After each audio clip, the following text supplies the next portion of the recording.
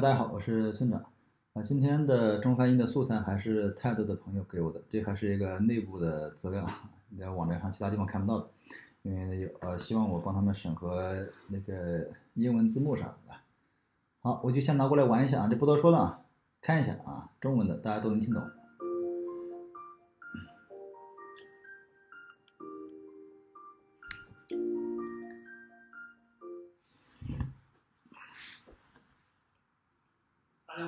Hey guys, I'm a psychological counselor, Shi Xiuxiong. A couple of years ago, I ran a workshop for single men and women. I asked two students, one man and one woman. They did a mock date. During the conversation, the man shared his bitter entrepreneurial experience for a whole year without rest. It's only sleep 3 to 4 hours a day, so his health declined rapidly. So after a stomach bleeding, he was sent to hospital after emergency treatment. He survived, but he had to stay 2 months in the hospital. So during the 2 months, he thought a lot and finally admitted he paid too much attention on the success and failure and ignored the value of life. At that point, the man stopped and looked at the woman. The woman think she need to say something, and she asked, "So what's your business? So what's your company do? So what kind of company you're running?" So everybody laughed. I asked the man, "What do you think when you heard that answer?" The man said, "I mean, logically, the woman is right, but seems she didn't understand me. She didn't get the point." One person is expressing those things, and the other person just does not understand. The conversation is so obvious, but the man was so helpless. Fortunately, this is a simulation, but in the real life, this situation is everywhere. When you call your parents, seems they don't see your struggle. They just care about your salary, your marriage status, and when you're so when you feel your menstrual cramps, you ask for comfort from your partner, and your boyfriend only asks you to drink more hot water. I always I always confused with this. We have the dialogue, but there's no communication. The environment I grew up, I lack the free expression, so I always feel lonely.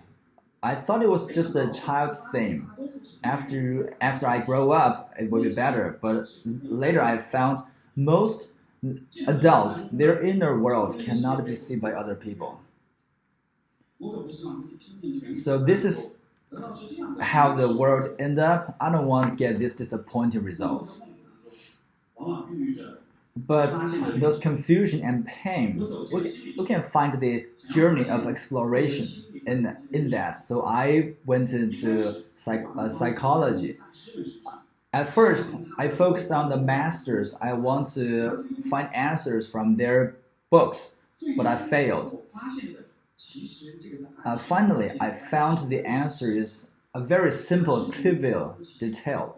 It's so trivial that I cannot believe it has such a benefit. Like this, as a counselor, psychological counselor, we need to train our listening skills. So I divide all the information into 3 layers. The first is the fact. It's the fact information. Like here, we have an audience of 200 people. The second is cognition layer. Like I like psychology, or you think my speech is wonderful. The third is emotional. They include is the emotion. Like I'm nervous now, and you're expecting what's coming next from my speech. So most of our dialogue is focused on the facts and cognition. But in a close relationship, we have a lot of emotions in our conversation. For people, intimacy is an emotional connection, and the language is a very important tool to build those connections. When you want to build your connection with other people, you will tentatively to express your emotion to see how the other person responds.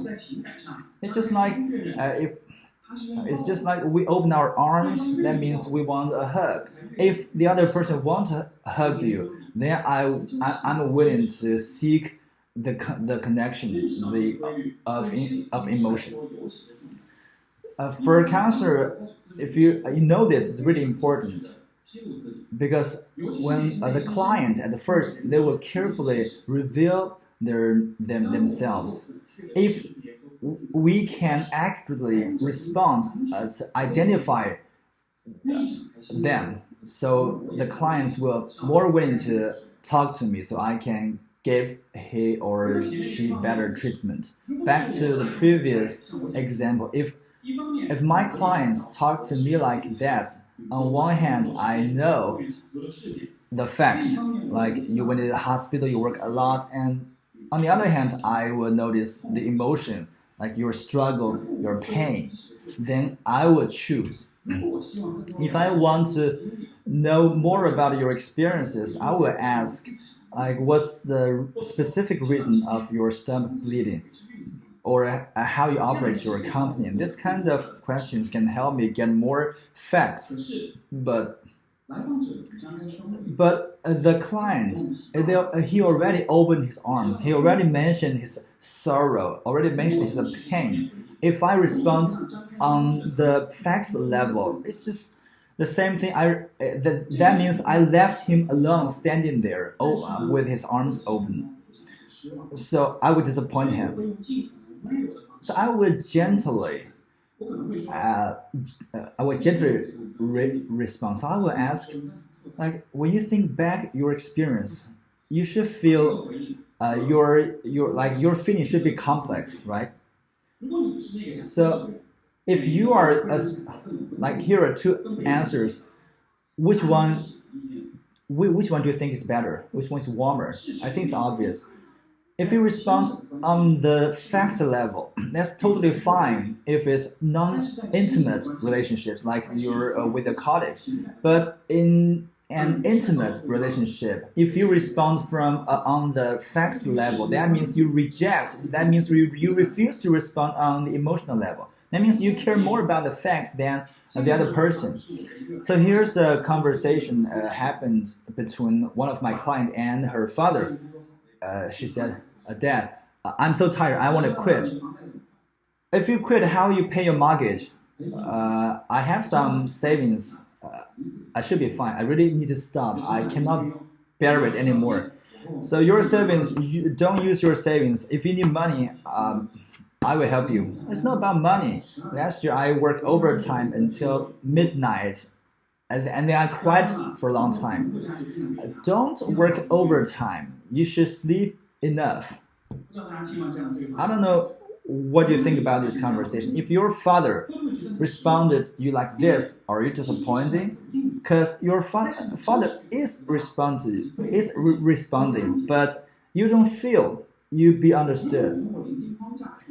If we analyze this, use the listening frame, we will see the daughter is always on the emotional level, but the father is on the fact level.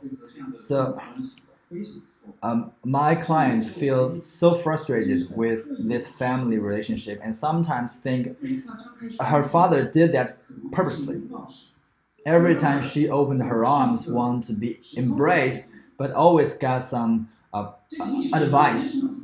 It's only a 30 seconds conversation. Imagine if you always treated by your father like this, how many disappointments and how many wrong feelings you will have. This explained why we always feel we're invisible. Like we're always talking, but we're not really communicating. So why? From the intimate relationships, we can naturally learn our emotional connection. We don't need to do this deliberately, but like everybody's lack this responsibility. So it's a social problem. My parents, they grew up in an era of obeying and put the right and wrongs above your personal feelings. So what I'm talking about, so when I expressed my emotional feelings, they will think they need to give me some solution or reasonable advice. So because they don't know how to respond to the emotional feelings. When I know this, I feel kind of relieved. That means my father, that does not, they loved me. They just don't know how to be gentle to me. Younger generations, we have stronger self-awareness. So we focus more on those emotional levels. So between the two generations, they always have this gap. Like parents is always talking reasonably, but the children will always expressing their emotions. It's just like your girlfriend asking for comfort when she's in the on period, but boyfriend is always respond by drink more water. And you can think like one family can make one child feel so terrible. There are thousands of families there. How many people will not believe the emotional is so the emotion is necessary. How many indifference will be created around us now, uh, and this indifference environment will create how many distorted personality criminals.